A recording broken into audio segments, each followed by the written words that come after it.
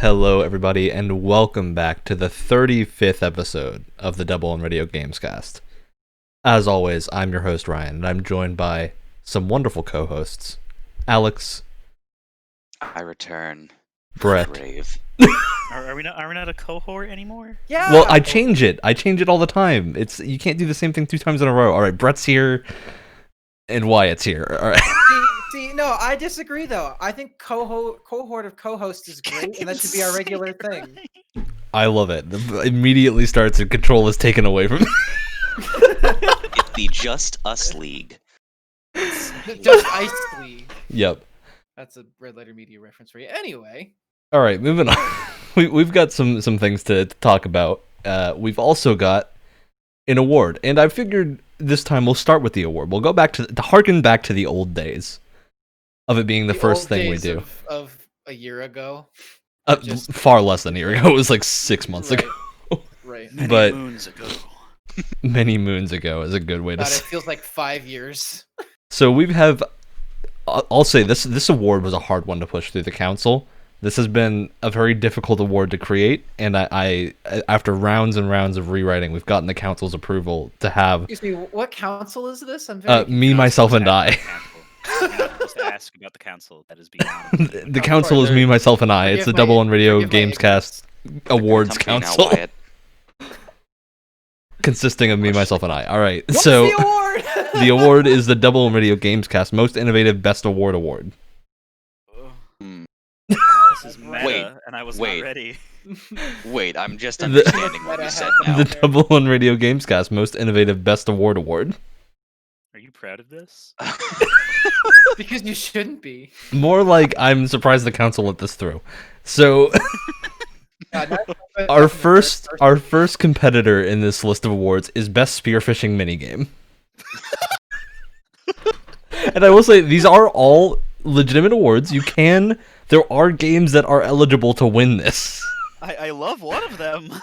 So Best Oh my Spearfishing God. Minigame is our first award.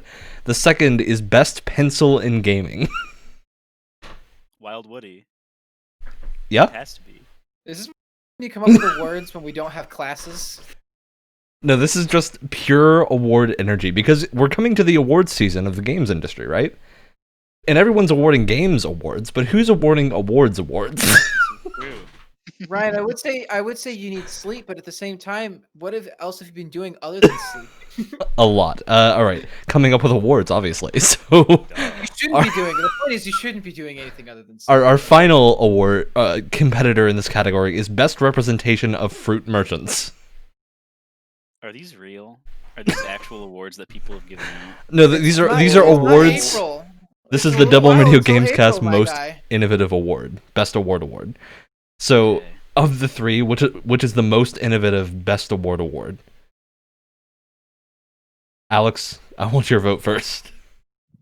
It's a tough pick. I'm gonna have to go with Fruit Merchants. All right, glad to see someone likes the Fruit Merchants. Brett. I feel like pencils are a lot of things in games that go unsung, so having a contest for them would recognize the amount of effort that goes into pencils in gaming. So that's my pick. All right, Wyatt.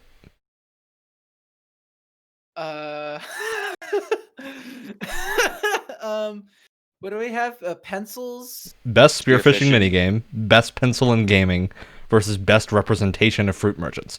Notably, not best fruit merchant, but best representation of fruit merchants. Fruit merchants can be diverse. They can come from all over the world. Exactly. Now you're starting to sound like Disney. What's your pick, Wyatt? I don't know. I mean, who the heck doesn't like a good, fishing mini game in it, right? Great. So we now have a three-way tie, which means. And I was going to avoid voting on this because I wrote them. So what I'm going to say is now, Alex, because you're first in the list, has anyone changed your mind? Or do you want to stick with the Wow, best That's a representation? no. I'm gonna stick with the fishing. Brett Right. put up a good thing that pencils are very often overlooked, but I feel that's Oh, the and I same way didn't? with No, Wyatt, you didn't. Wow.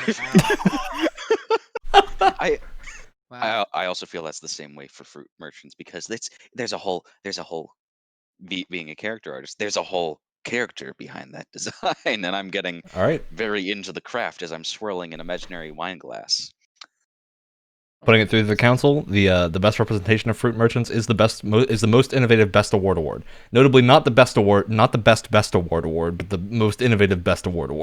Stop trying. Just stop trying. Save yourself and just abandon ship. All right. I feel like I'm getting a headache just listening to this. My Just head has nose now starts been wiped. bleeding I from the forgot what I meta. voted for. All right. So Where am I? we have some news. Then we're going to get to our main topic of games as a service, specifically looters, because games as a service as a whole is a lot wider, and I'm getting the vibe that we're probably going to want to do a very specific one based on like the The not conversation we looter had shooter. right before this. Well, not looter shooter, but like shooters that aren't looters, like Call of Duty, Battlefront, Yeah. the yearly release schedule shooters. At least formerly yearly release for Battlefield. I wonder what it could be. But yeah, so before that, we're gonna do some brief news or brief game announcements because we have a few game announcements that are happening. Notably, the one that I am very excited to see is that The World Ends With You is getting a sequel. And it looks okay. pretty. Does anyone here know what that game is? I have probably. heard the name. I know that they're somewhat related to Kingdom Hearts. It is a very unique DS RPG that came out Yeah. like 12 years ago or something like that. I think it was in 2008, something around that time, maybe a little bit later. But it was a super unique DS RPG that's gotten a few like remasters here and there, but never a sequel. And it basically has this really cool combat system of pins and whatnot, and some great character progression stuff. And a really, really cool story that's very different from its usual JRPG cousins. But we are now getting Neo: The World Ends With You, which is we don't actually know if this is... I think the assumption is this is a prequel of some fashion, or just like set in the same world, maybe not directly related. But we are getting a 3D home console version, which I think has people pretty excited. The visual effects also look really, really cool. It's a Square game, isn't it? Yeah, it's Square published. The dev studio for the new one, I'm not 100% positive on, but Oh, so that's why it's unclear on whether it's an actual sequel or just some weird. yeah, spin-off. it's Square Enix. Of course, it's going to be unclear. You can never be straight They're with like, this. is it a sequel, a spin-off, a prequel? They're Well, just like, we know it is Yes. set before the first game because there are characters that they show in the trailer that are in the first game that look different, that look like younger or have their pre-game designs. So we know it's set before the DS game, but we don't know what that means because World Ends With You is a weird game that doesn't really care that much about time. So we'll see what that is when it comes out, but it definitely looks super interesting. The art style seems to have translated really well to 3D. It's like giving people very Jet Set Radio vibes, which I Yeah, think is Really nice. definitely a Interesting. good thing. That's a style that people love, but hasn't really happened recently. So I am excited to see how that pans out. And then another game announcement, we have Saga Frontier Remaster. So for people that don't know, Brett, I'm betting you've probably heard of Romancing Saga, Yeah. at least passingly. But this is one of Square's huge RPG franchises that never really got big in the West. It's in Japan. It was basically as popular as Final Fantasy for a period of time, but the West never really got the full versions. A lot of them are harder to come by, and they kind of just stopped making them after a while. But now they're getting a bunch of remasters and re-releases, and they're really, really good. Yeah, the gist of these games is that you play a series of different protagonists, and you get to like pick which one, and then it's very like a sandbox approach to a JRPG, essentially, where you're given an overarching quest, and then you just figure out what you need to do to complete it, and the story varies based on your chosen protagonist, which is really cool. They're super replayable. You can play most of them on the Switch now, if you want to play the older ones. Yeah, we're getting a remaster of Frontier, which is a lot of people regard to be the best game in the franchise. It's one of those PS1 era RPGs that is just highly regarded, but never really did a ton in the West. So Wait, this isn't that series that you were talking about. We were talking about a while ago that was somewhat related to Mechs, but you played like 17 different protagonists, and there was some really that's wacky 13 Sentinels. time. That's Oh, a Vanillaware game. It's unrelated Yeah. to this. But yeah, that is coming out. So the Cuphead more game stuff. Cuphead DLC was delayed until 2021. Sure, some people are sad about that, although I'm just happy that it's happening at all. And yeah, basically we have a bunch of games that are getting announced that they're coming to next-gen consoles. We got Greedfall is coming with a bunch of updates. Yeah, it's basically just a bunch of console move-overs at this point. And yeah, that's our game announcements. I do Minor. want to say one thing Yeah. that kind of fits in this segment a little bit, because I always have to add something on the end. You're allowed to add these in the middle, right? You can stop me at any point during this to add. Well, things. I don't want to interject. Me, I don't want to interject in case you're going to mention it. You know, because I want you to get through your segment. But just as a warning, I'm a little bit late in saying it because it came out earlier. But Cyberpunk has leaked, so y'all just be careful about Cyberpunk leaks. Yeah, that is true. We actually, I think we found out about this at the end of last week's podcast, but Cyberpunk is in the wild, so just be careful. Spoiler watch for people that are interested in that. We will not be talking about any of them, so don't worry about that. No, we don't know any of them. No, I'm trying very hard to not. It's a Last of Us 2 situation. I'm trying to not see anything whatsoever. Yeah, although notably, it is a little bit harder to spoil Cyberpunk in that the endings are related to what you do as a player. Yeah. So, but even the scenarios, I don't want people. Yeah, I obviously don't want to know any of it, nice. but at least if you do get spoiled, you can just play the game in a different way and still get a unique experience. Right. All right. Anything else? I think Brett, you had something, right? Yeah. It's not really much of a news thing. But Square's been making a lot of moves. Not only news related, but if I say it, then I end up spoiling. I think 2 games, so I'm not going to say anything about that. But Kingdom Hearts, they're moving a lot towards paying attention to the old games that people really really like, and they haven't had an installment or a remaster since they came out on the PS1. So that gives me a lot of hope for a bunch of weird new sequels and stuff would be really cool. Or even just not even remasters, but just ports, man. More people gotta play or at least see Xenogears and Chrono Cross and Einhander. There's so many Square properties. I would love for Xenogears and Chrono Cross to be on Switch. It would be insane. So hopefully they're moving towards that point. It seems like they're giving some of their older stuff some more attention. They always have very video game names. Yeah. Chrono Cross is just the most video game thing I've ever heard in terms of a title. It's a mix between Chrono Trigger and Animal Cross. Yep. Definitely what it is. Just Animal Cross. Yeah, Square's making some cool moves. They've also related Square news. Square's making work from home a permanent option in some of their studios as of December 1st. So continuing past COVID, I think they've seen that it's working pretty well for at least some of the studios. I don't think it's not universal. It's just some Square locations are doing that. And they're also they're reeling a bit from Avengers. In that it's been... I forgot about that. It's still not recouped its development cost, apparently. Yeah. We can go off on it now because the positive vibes are over. We can go off. Ryan, has it still sold less than Anthem? I don't know. I think, the big comparison with that is that Anthem's been out for a while, and it's also been very cheap a few times. So a lot of people own Anthem. You would know, wouldn't you, Ryan? I don't own Anthem, actually. I never bought Anthem. But Avengers is in a different situation, although it's becoming even more complicated because Avengers has now dropped dramatically in price.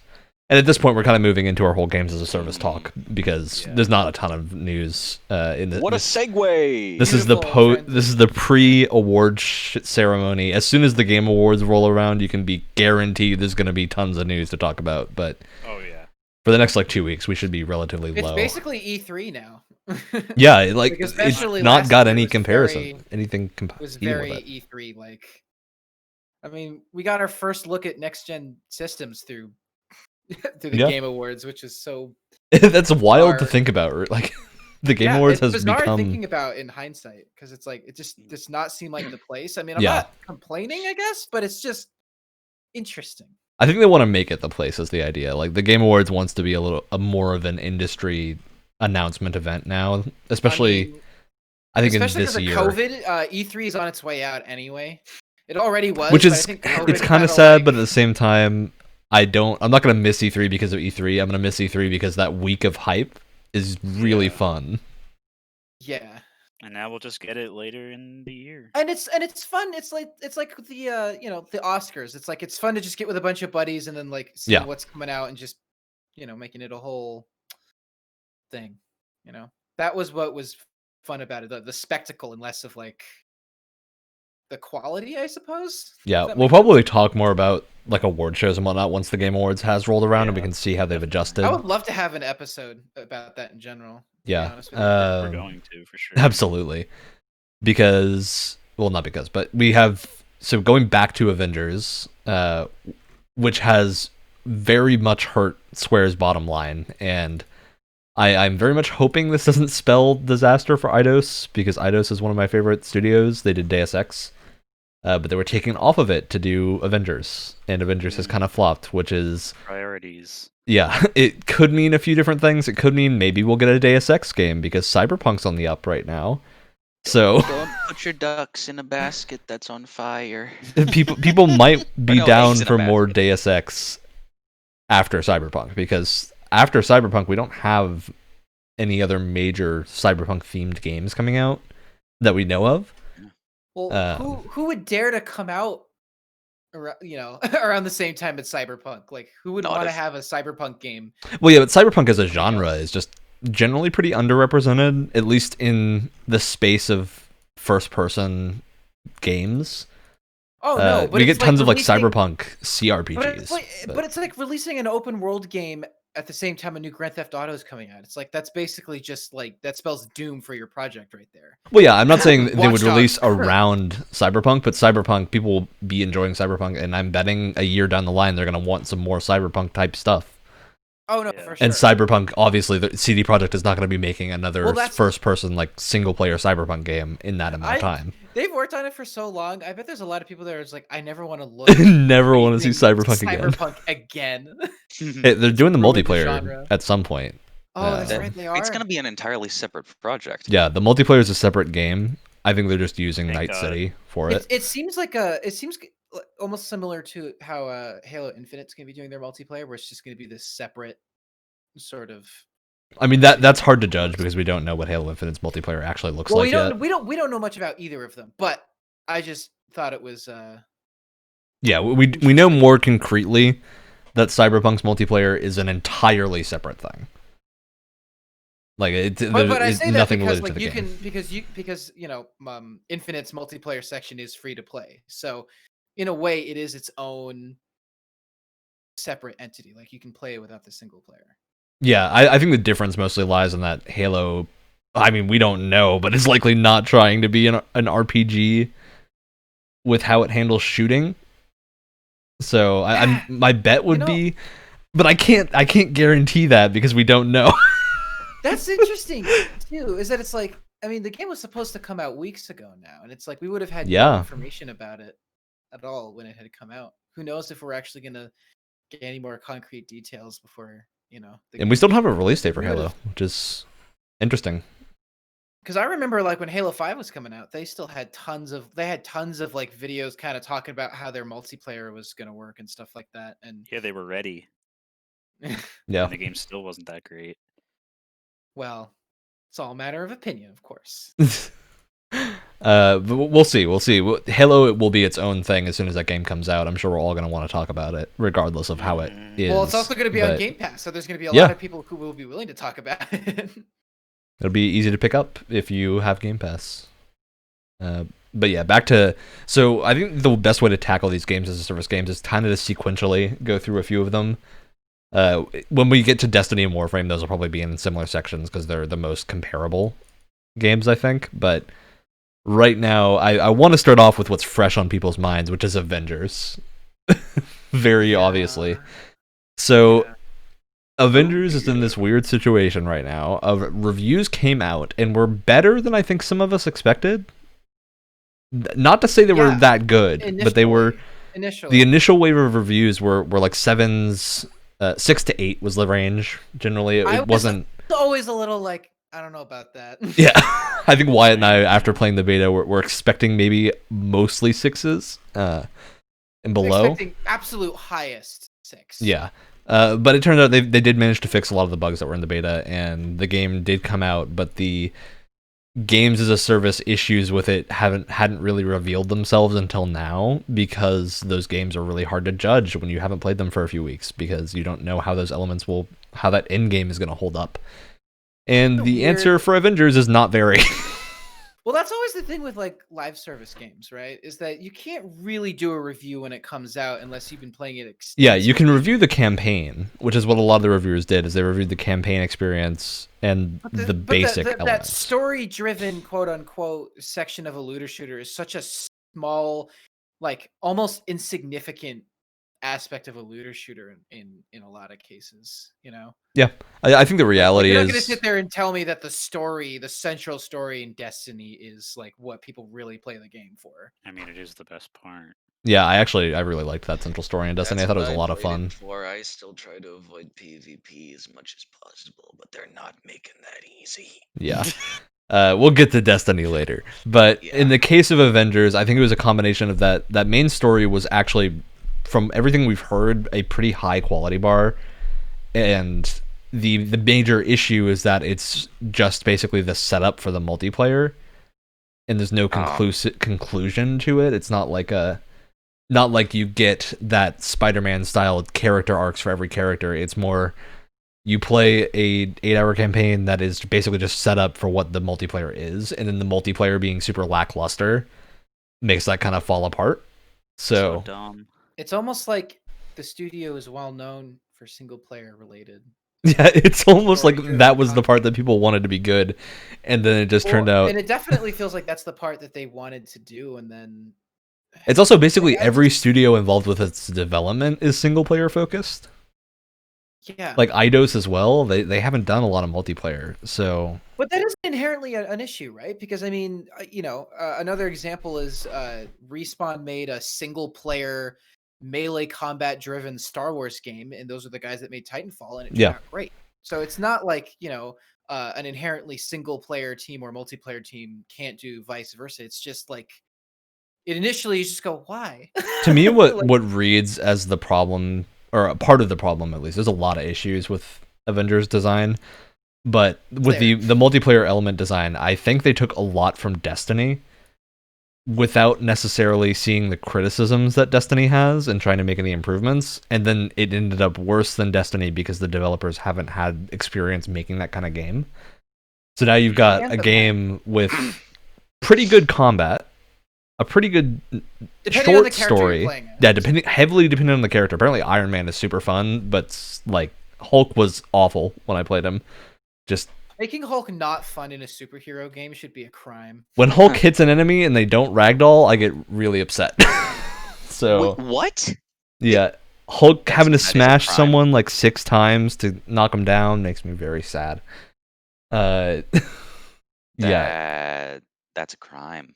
I'm with Wyatt on that. Right? Yeah. But some of the other characters were fun. I had fun with Black Widow. I had fun with Iron Man. Captain America was like my favorite character. He was for the 5 seconds we got to play him in the beta. But he was great. That should say something. Do you not get to play him after? You do in the main game, but he wasn't in the beta.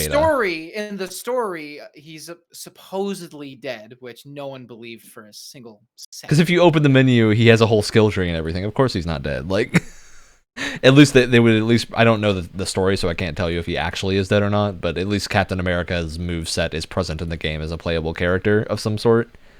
I'm gonna presume it's probably the same Captain America because it's a superhero game. Killing your superheroes usually isn't something that those games do. So, yeah, experiences with it were pretty negative overall. Leave it to Avengers to have a lackluster end game. Yep. That joke's never been made on the internet before. Of course not. But we do have some data to back up that in-game problem, and that it's lost 98% of its player base on Steam. Oh Well, my don't spoil the god. end game. 98% of its player base. That's a ton. And most games do have significant drops. Like, a lot of games will lose 50 to 60% of their player base after the first few weeks, just because that's the nature of games. People do what they want in the game and then move on. But Avengers being a games as a service, which is meant to be a long-running thing, and then losing that huge amount of their player base This is kind of bad. is really This makes me awful. wonder too, because this is the exact same thing that happened with Anthem, almost to a T, Yeah. weirdly. And it's like, did you like? I mean, it's not the same studio, but they're obviously paying attention to their competitors. And it's like, did you not take any notes from how that went? I mean, over Avengers was in at development all? for so long that it's really hard to imagine what They had issues were time. coming up. I mean, they must have seen, unless the game was just in a different state and they weren't expecting it to turn out the way that it did, right? And so they weren't really looking to that as the Yeah. issue. But they must have been like, wow, that turned out really bad. And they've had so much time to like course correct, and they just didn't. It was very strange, you know? It feels like that would be enough time where it's like, oh wow, maybe this is the wrong decision. Yeah. I think it's going to be an interesting game to see how they handle it, because I do think there is a chance that Avengers is revived down the line by updates and whatnot, keeping, especially with a few in-game redesigns of how some stuff works. But the biggest issues it has right now is that the enemies are all those robots that you fight in the beta that are just boring. Like, there's nothing to them. There's no character, and there's only have two, 3 supervillains like, in the game. That's the crazy thing, is that there's 2 things that you expect in a superhero game, right? Is different costumes is like the big thing, and the other big thing is like a rogues gallery. Absolutely, a rogues gallery. Which is part of the reason that Spider-Man works so well, is that they had so many Spider-Man villains just thrown at you, sometimes at once, and it was great. And so just to have like they have Abomination in the beginning in the beta. They have Taskmaster. Ooh. Yeah, everyone's favorite. But yeah, I can't remember what the third is, but I know there is a third, and that's it. You can't even remember, that's say it all. for supervillain bosses. And I I'm mean, like, the idea is that they probably wanted to leave more for like, content down the line. yeah, I think they So you wanted to have a something. consistent drip of bosses to keep you in, but that's an issue when you only have 3 and they're pretty boring. You gotta start strong, right? Like, you can't just give us the like. I'm not saying there's no Abomination fans out there, but Sorry.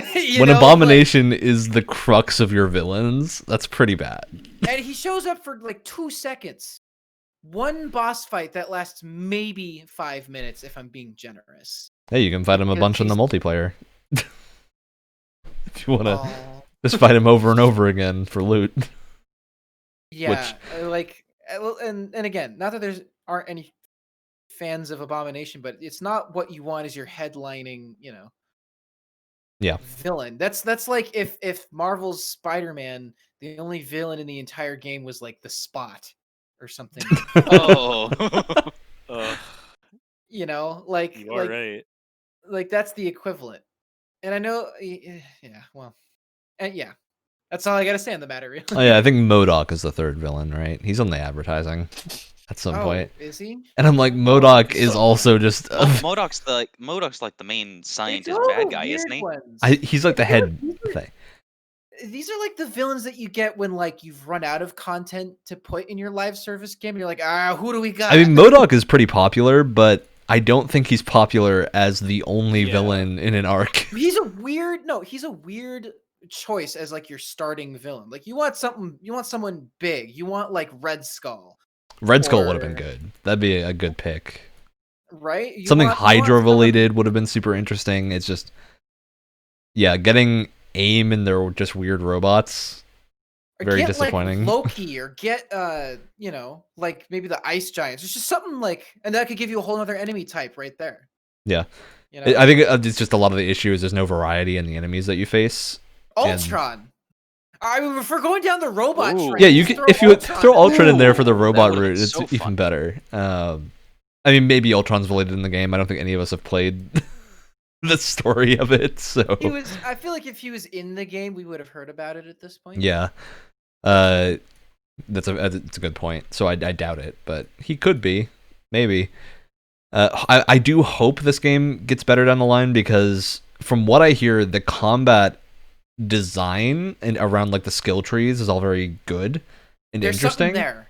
It's got some legs to stand on. Though what I've heard is that it takes way too long to level characters, and that like you'll get through the story and be level like 6 on all your characters, and basically have a tiny bit of progress on one of the like 9 skill things, which is like that's pretty sad if you're doing that, and then you have to grind other characters to get up to that even that small point. I would be pretty frustrated. And it's like we're talking about grinding in an Avengers game. It's just weird, you know. You're supposed to feel like a hero, not someone who grinds. not a guardian. but perfect example. If you haven't, if anyone listening hasn't watched SkillUp's review of it, I think he does a pretty good review and kind of sums up things really well. But the moment of realization for me was when he was talking about how just weird the build diversity is, where you can build a Hulk to be purely ranged based, and it's like who the heck wants a build of Hulk that just is a ranged based character? Who wants that? I mean, I'm okay with that existing so long as I can do melee Hulk. Like I don't have an issue with that existing, but at the same time, it's because who wants a ranged based Hulk build? I'm sorry, like what? That's just so. That's like saying, like, oh, I want a melee-based Hawkeye character. I mean, Hulk in a lot of the older games is pretty range-based, although it's deceptively ranged, where, like, Hulk will jump in, smash something, pick up the smash thing, and then throw that. That's most of the gameplay in a lot of the older Hulk games. So there is precedent for that kind of thing, but I think the way those games handled it is a lot more interesting. Because in those games, if you punch a dude, that dude ragdolls off into the sunset. You're grabbing like a tank and then throwing it at people, so it's very different. I don't know. But I do like agree on the basis of that, of like it just seems like there's a lot of thought that needed to be put into, especially from what I hear, the level layouts are all super boring. To where the maps. What we saw in the beta was super boring too. Yeah, basically the feedback I keep hearing is that the levels are essentially level designs, but the environments aren't interesting in any way. It's just the same like robots over and over again, the same like the most you can say corporate about halls. them is that there are levels. They exist. The levels That's the exist most in the you can game. say about them. Which It's it a level makes me that was sad. probably designed by a human, and that's all you can really say about it. It probably took him an afternoon. I mean, I've heard some of the designs of the levels are actually quite good. It's just they're super uninteresting because there's nothing there. There's no environmental storytelling. There's no narrative elements to get you interested in that level, which is something that most games have going for them. Like in Destiny, at least you have a really well built out lore behind a level, which if you are interested in that, you get interested in it. You know, you really got to search in order to figure it out, but it's there. Yeah, it exists at least in some level, and usually the environments are very interesting in Destiny. Whereas usually visually, yeah, what I mean visually, and with Avengers, it's They just can not make the a hell case. of a skybox. Yeah. Oh yeah. So yeah, it's we'll probably talk more about Avengers in a few months when if it receives more updates. I don't want to say when. Yeah, I think it's going to be very interesting to see if this game is abandoned very quickly, or they try to do something like going free to play, which I doubt. I don't think Square would be okay with that. I think Square would probably sooner let the game die and go on bargain bin sales than free to play, but it could happen. And I certainly think there is going to be some interesting Avengers news in the future. We'll see what that is when it happens. But the gist of this, basically the gist of everything I'm saying is if you want a good Avengers game, go play Marvel Ultimate Alliance 3. It's not amazing, but it exists and it's an Avengers game. If that's what you're into as well, you know. Yeah, Marvel vs. Capcom fighting games. Those are good ones. Yeah. I do, well, you know, while we're on this episode of live service, I did I did think it would be quite interesting to kind of talk about where the term came from, because it isn't actually like a common term that that players started using. The original concept of a game as a service was an Ubisoft idea that they had pitched around the time, I think, when Assassin's Creed Origins came out, and they had pitched this idea of like a game that is supported with content over time rather than just having a game and releasing it, and maybe with a It few was also sequels. game as a service is a term that's been used in a few press conferences before that people kind of latched onto as well. Where Yeah, but what I'm saying it is was just a that corporate that speak. exact terminology originated from Ubisoft, because I mean they're one of the originators of that kind of like Which release is a funny game. because I feel like Ubisoft doesn't do a lot of the things that people associate with games as a service quite as much, or at least quite as But they're poorly. also, in my opinion, I feel like they're one of the developers that provides the most amount of post support launch. Or Oh, absolutely! post-launch Like For support for Honor a game. as a game that has gotten post launch support, which we're not going to go extensively on any For Honor stuff because that game is, I would fit that more into not into the looter category because it's really not a looter in any way whatsoever. But it is a games as a service. And a good example of it.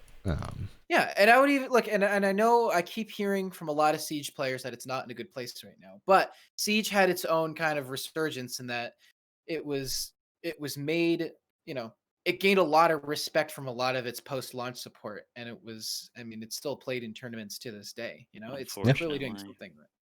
But Brett, you can agree that it didn't start off well, but it's service. It's game had as a service. at least some ups compared to a lot of It Oh, didn't other even games. start off bad. It started off okay, and then it got better, and then it just got worse. I think the worst thing when it started off was the monetization model, if I remember correctly, was really Well, there bad. wasn't a lot of content either, and it wasn't. I mean, when we think of Rainbow Six now, we think of Siege, but that's not. But this always online multiplayer thing was not what Rainbow Six was to a lot of people, and I think for a lot of people that was difficult to wrap their head around. Is that it just wasn't a typical Rainbow Six game. I'm still Now hoping we that's get what we another associate typical with one. it. Hmm? I'm still hoping we get another typical Rainbow Six game because I think they're very unique in the realm of shooters. Like I went back and played Vegas recently. That game is very different from a lot of shooters Oh, yeah. that have come out recently. But yeah, so back to the second. Well, actually, it's not really two halves because it's the same thing. But the looters part of the equation of games as a service. I wanted to bring up Godfall, which is another looter that released recently. The coveted first in the genre of looter slasher, according to its developers. And the last. I doubt it's the last. Actually, I'm betting there will be Yeah, another that was crack a at a joke. Godfall thing Oh, wait, at it's some the point. last. Yeah. It was a joke because it's not very good. Yeah, I think Godfall is in a similar place to Avengers, where the combat is good, except it doesn't have a story that's at all interesting. The designs have been very much often described as like visual vomit, in that they're very sparkly and visually intense without Over any the real top. substance. Over the top. Someone described it very well to me when they said that it looks like something that you would see Drake or Josh playing on the game sphere in the background of an episode. Yeah. It's And spherical. that really does make sense. It's spherical.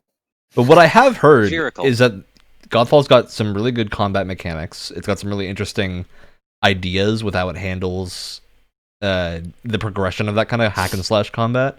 But it does not have any of the end game to back that up. It doesn't have any of the like campaign to back that up. Oh, so like a looter game. Yeah, Like, it doesn't like have. launched. It just has none of the content that it needs. And like at least when Destiny launched, it launched with a campaign. That was It tried. it. These Yeah, it games it had an tried. attempt. Destiny 1 or Destiny 2? Because Both had an attempt, right? They had single player stuff to Destiny do. 1's is so incredibly flimsy. So was that Destiny. But it exists. Like it's a shooter No, no, no, campaign no, that no. you can play. Destiny 2 had a coherent story. I'm not getting with into a Destiny character argument with arcs. you right now. I'm ending this right The here. Destiny argument will continue very soon. We're getting to it. All right. But Destiny, regardless of what you think the quality of that campaign is, you can at Here's least the say it had a well-made gameplay set of mechanics for a shooter that worked well in a single player campaign to some degree. Mechanically, yes. Exactly, that's what I mean. And there was content to back it up. Whether or not that content was interesting, but there was content, and you at least got to see some cool skyboxes. There was some. With Godfall, the content is mostly doing the same thing over and over again with very flimsy narrative justifications for it. So people have very quickly kind of dropped the game, and I've heard it a lot said that Godfall is one of the only $70 games right now, alongside Demon's Souls and the new Call of Duty. Cold War. Yeah. So those are like the $70 picks for next gen right now. And Godfall right now appears to be by far the least deserving of that price tag. Where what I've heard from a lot of people that have played it is that they would feel okay buying that game if it was like $20. Ooh. Like a good looking fairly lower budget looter game that you can play for like 10 to 15 hours and then get your money's worth and then move on. Instead, it is this weird situation of not really being anything. Like, it doesn't really cleanly fit into any one genre. And we're talking about it in the Games as a Service episode because that's kinda what it is. But at the same time, it's not a true Games as a Service. It's not going to be getting a lot of free content updates. They're going to be paid. Which is even worse. Which is like... You're paying a bit for of a content yikes. updates from a $70 game. From a Yes. $70 game that already feels like a $20. that already doesn't have on content to Steam. back that up. That's That's a new just plain bad. So, what I heard, Godfall, when it goes on sale for like 10, 15, maybe $20, pick it up. Until then, Don't touch it. let it sit. You know, maybe we'll get some more statements from the developers about updates and whatnot, but Let it sit and sparkle and shine. let it shine in its You little corner. marinate. Hey, you know, people say you can polish a turd, and maybe that's what Godfall will turn out to be. Well, But you very you shiny can, but you turd. shouldn't. you can, though, and that appears to be what's happened with Godfall. So we'll see how that game turns out in the future. That's another like Avengers situation. Although I think Godfall is far more likely to just kind of be forgotten. Yeah, I have a feeling that's what's going to happen. Which makes me a little sad because like Godfall almost, when it was first announced, kind of looked like a spiritual successor to Infinity Blade in weird ways. That Oh, sword, I'm telling you, that is the Infinity Blade. Dude, from Wyatt and I Infinity were so happy when we saw it. We were like, at least something is carrying that torch. And then nope, not at all. No, Just like, dropped okay. into water. Cause look, I was excited because I was like, oh, it's like an continuation Infinity Blade, cool. Now that it has nothing to do with Infinity Blade, and apparently it's not very good, I'm just angry. Well, yeah, but at the time we were in, but now I'm angry. I'm 'cause not it's like, in you just anymore. ripped it off now. Now it's just you ripped off the sword from Infinity. How dare you? did they have the sword from Infinity Blade? in it there? wasn't the exact same thing, but it looked It looks extremely similar. exactly- It's got like the circular, hilt. hole? Yeah, and it's everything, the sword with the circular hole in the hilt Literally, that looks the Alex, same. Look, the cover art for the game. It has it right on there, like in full display. You'll see exactly what we're talking about. It's. I want to call it. Yeah, blatant, the only but- difference is it's split down the middle. Oh please! It looks a little bit more sci-fi-y than Infinity Blade did, but Hmm. I think it's still that. I still might call up Epic and maybe launch something copyright-wise. I mean, Epic put that If on I- the Epic Store, so Oh, you gotta presume they at Oh, least shit. know about it. Probably okay with it. Oh, the Infinity Blade is in Fortnite. Well, actually, guys. the Infinity Blade assets are free no, right now. That's right. You can have the Oh, Infinity Blade in really? your game. It's Yeah, really- The Infinity oh. Blade is in Fortnite. See that I can think of nothing more that deserves a oh. A classic. Oh. But yeah, so just so people know, you can download the Infinity Blade assets from the Epic Marketplace for free for any Unreal projects that you do. So you can saying, use the Infinity right? Blade in commercial projects if you want to. We're not saying that someone should go out there and make an Infinity Blade successor. Well, legally we're you heavily can't suggesting- because We are heavily suggesting that the terms of use of those do specify that you cannot make the original IP again. Oh, but everyone however, loved it. How And use it's a different gone. sword. Make a spiritual successor. and You could make it. You call could totally make a spiritual successor, but call it many sword. Many sword. Finite sword is what it'll be. Wait, Google Plex Katana. Ooh. All right. Guys, I got it. Xenoblade. Oh, yep. All right.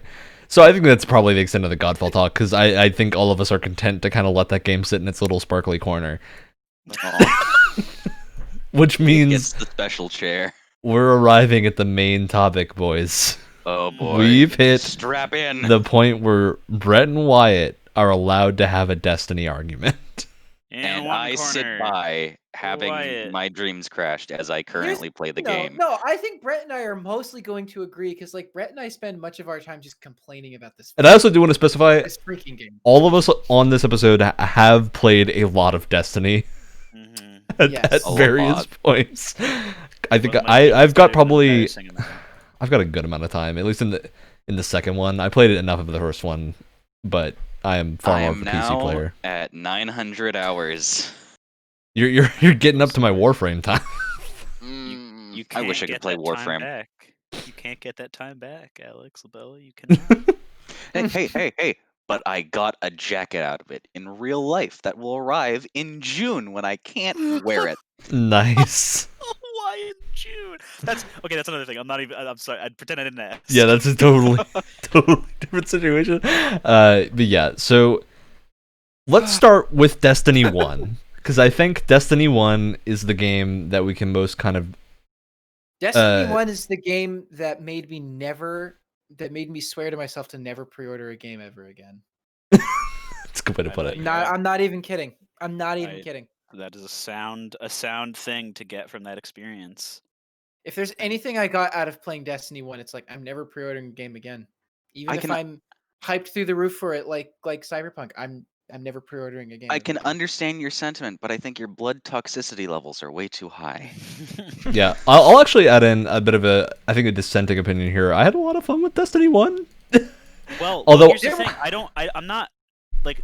I think when anyone says that, oh my god, I hate Destiny, it's you're leaving out the second part of that statement where like it's a two-part statement. It's wow, I spent so many days in this game. I have had so many good memories, and I've met so many great people that I still talk to today. Yeah. But I absolutely hate it. Yeah, That is Yeah. a two-part statement. It's very much that meme that you see a lot where it's You just sent it the, to me, Alex, and it's perfect. yeah, It's like perfect. this is the best game I've ever played. I would not recommend it to anyone or something. Yeah. Vice Well, versa. it was a Steam review, and it's like worst game I've ever played, but it's like a thumbs up or something like that, or is it vice versa? Something like that. But it's a variation. community of people. Yeah.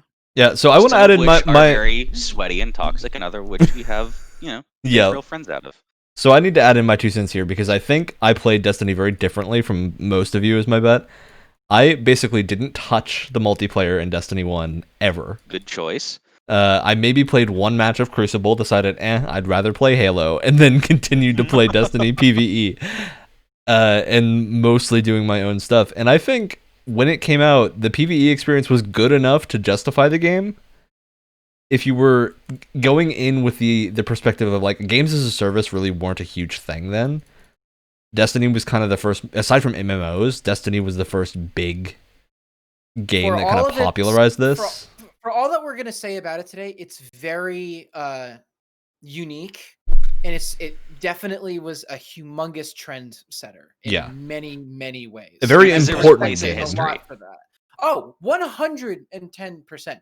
And some say that it's because of like, a botched launch and expectations, but for me, while it's definitely there, for me it's like it created an entire genre of video games, for better or for worse.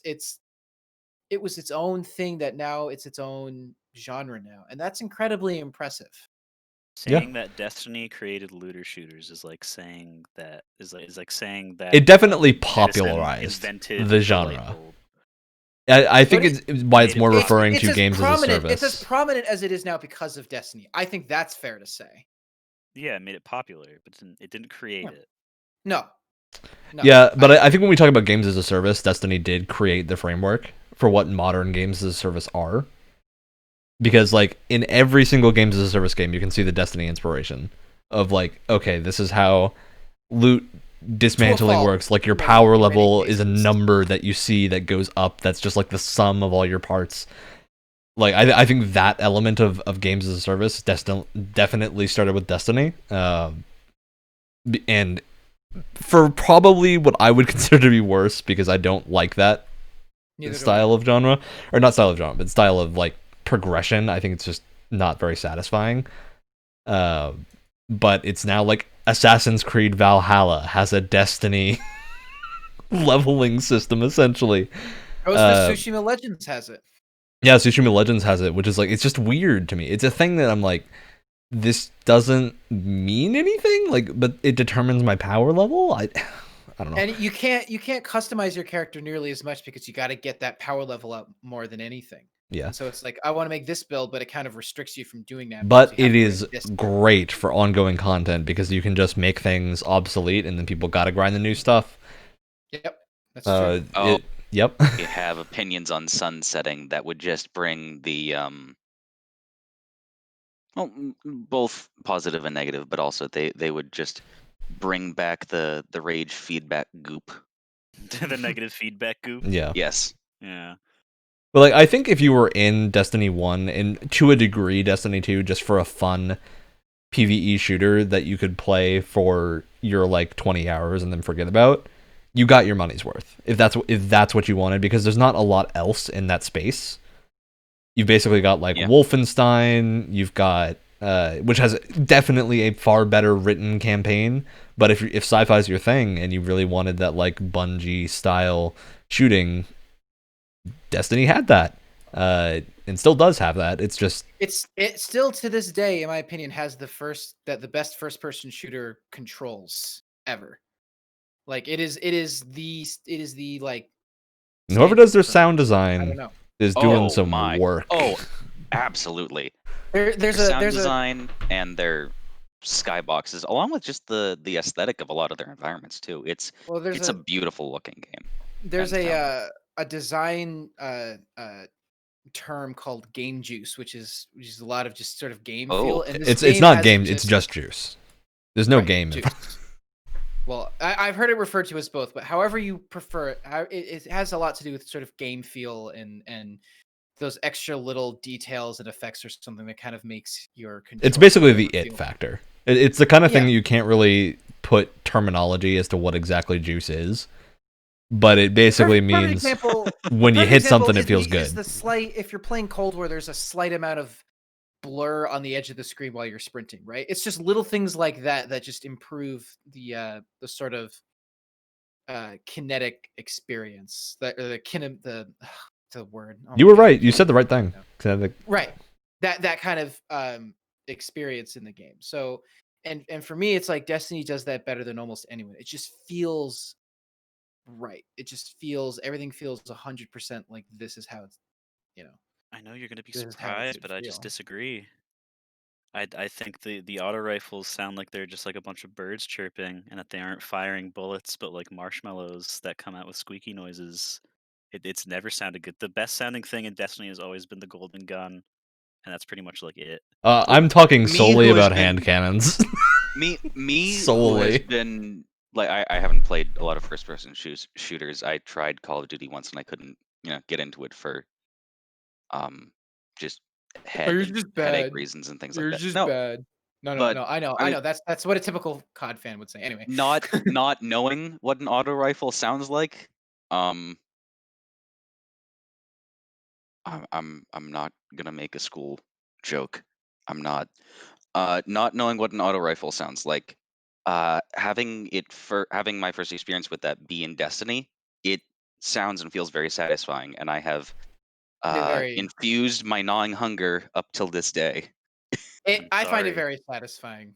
Yeah, I think it depends, because part of that is going to be sci-fi gun design is almost always more tin focused and a lot less bassy, Yeah, which is certainly the That case Well, with it Destiny. depends. I mean, if you play like a Warhammer game, they have very bassy. Yeah, sound. Warhammer is not regular sci-fi. No. Warhammer Warhammer's is its Warhammer. own thing. Like, yeah, you can't compare Warhammer to a lot of stuff. Warhammer is definitely very basey. Mhm. But I think in the Sounds case of basic. like Halo and Destiny, it's pretty similar audio design tenets. Well, yeah, and yeah. you know, I would even say that like as much as I love Halo, up to I would say Halo 3, Halo ODST, I've always never been a huge fan of the sound of the assault rifle. Yeah, To me, neither that have I. sounds really lame. The That Halo sounds like assault you're Shooting shooting- rifle auto rifles is like the that worst sound it to me. just to me it sounds like you're firing a bunch of Tic Tacs at people. and that's kind of it. That's what the auto rifles sound like to me. Like there's no chunk at all. Like sorry. there's nothing. There's just one layer of sound, and it sounds If- sounds like Tic Tacs. If there's one thing I can praise 3434, I think their sound design on like on Halo weapons, especially in Halo 4, which is so crunchy and sounded Yeah, they have a lot of good Yeah. crunch. Halo 4's got Sick, some good so- crunch. But yeah, But, we're talking a lot about like audio design and shooter mechanics when I think we wanted to focus on the specific service element, live service elements How of did we get Destiny. here? Well, to talk about because I really think like two things have kept Destiny above water for as long as it has. It's the community, certain aspects of the community to be more specific, and the gunplay. I think those are like the two things that's kept it where it is for the longest time. Because again, to me, it's like bar none. The shooting is bar none, and I've met so many people, or I've bonded with so many people just through the community and playing the game, that it's just something that it does so well is that it fosters a community. Not obviously not everyone in that community is great, but personally, I think the community is way better than a lot of other games I've played. I would agree with that. Yeah, it's definitely generally very helpful. Like when I wanted to do some Destiny over the summer, it was really easy to just like play with some people for a little while and not. I put it similarly as to like a lot of the Warframe communities the same way of they just want people to play the game they like. Yeah. So there's Yeah. generally not that elitism that's present in things like Call of mean, Duty. Oh yeah, no. I mean, I played you guys saw I played a bunch of Destiny for a school assignment, or it was talking about like online communities during quarantine and stuff like that. And it was such a great like as much as I have to say about Destiny as a video game, I still stand by what I had said in that essay that I did that was talking about like really immersing yourself in a community like the Destiny community can really help people in a time like this where everyone's quarantined and on their own more often. And Yeah, and I think as much as we are very critical of Destiny, and the game is deserving of that criticism, it's important to point out that like no other game has managed to do what Destiny does. Yeah. Which is a huge part of why it's still a huge game. Like there is not a looter shooter that fits that, because people will say Warframe, but the reality is Warframe's loot grind loop is different enough to almost make it exist in its own space. It's also a third-person shooter with more of a hack and slash focus, and Destiny is a first-person shooter with fully that shooting focus. So they're not as comparable as I think a lot of people put them out to be. And part of the reason I'm as harsh as I am is because for me, I use this analogy all the time. Destiny for me is a game. It's this beautiful like 100-piece puzzle, right? Yeah. And they have so many of the pieces in place, and you have all the pieces in order to finish this beautiful puzzle, and they just refuse to put the pieces in or in the correct spot. You have all the elements here to make something like a legitimate 10 out of 10 incredible experience, and they just keep except for the cursor-based menu navigation. Can we please bring that out back and get rid of it on any platform that isn't PC? Because I never understood it. I don't know man, why it's they're in the first awful. place. It's very finicky. And for some reason, that's the thing that other games took from Destiny. Even Assassin's Creed Valhalla for does it one now, and reason. I'm like, every menu in Oh, Valhalla. no, it's been doing it. It's been doing it since Origins. Yeah, but Valhalla is interesting because it has an option to disable that and make it snap. But instead of like actually having it built to be snap, it just places that cursor in the center of every box you move to, which obscures information a lot of the time. That's So a it's Ubisoft decision. even more obnoxious. But yeah, that's a gonna separate say- tangent. I was gonna say before, Ryan, when you were mentioning why you enjoy Destiny specifically, because I think correct me if I'm wrong, but you were like like if you go in with the expectation that this is something that you can play for a little while and get a good amount of PvE content out of, then you'd be fine. And Yeah. that's the thing, is that it was absolutely not advertised like that Yeah, at all when absolutely. they were making it. It was advertised as the complete opposite, where this is like the abbreviations of the amount of letters added onto MMORPG FPS, like the jokes that people were making were insane. Shared world Because shooter was the original pitch. it's because they were like, this is going to be the new big MMO that you will be able to sink Yeah. thousands of hours into, I'm not because wrong. there'll And I be did a lot in it. everything in my power to avoid other players, even in like the open world patrol modes, as much as possible. And that's I don't know. They really failed on that. Especially at the beginning. I think that's when a lot Yeah. of people. My philosophy behind the Destiny community, of like why, like, you could totally do like a weird like Jungian Freudian analysis of why Destiny still has a community, and I feel like it's so many people who were just so upset that they were all like, guys, we have to make something good out of this. If we all stay with this long enough, then they have to make it good, Yeah. right? I And think then I was even one of those for a while. Desperation.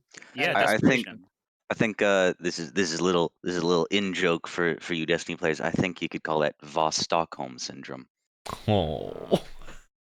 I did not get that reference. That was good. Oh, it The- was the a good Vostok one, yeah. one is that's the first assault rifle you get, right? That's the Kvostov. Yeah, No, yeah, yeah. Vostok is Okay. the me going into Destiny lore now. Oh boy, Oh. Vostok is the Here we place. go. Vostok is the mountaintop fortress of the Iron Lords and Lord Oh, Saladin, Yeah. which I think was a new social hub. It was, yeah. It was, yeah.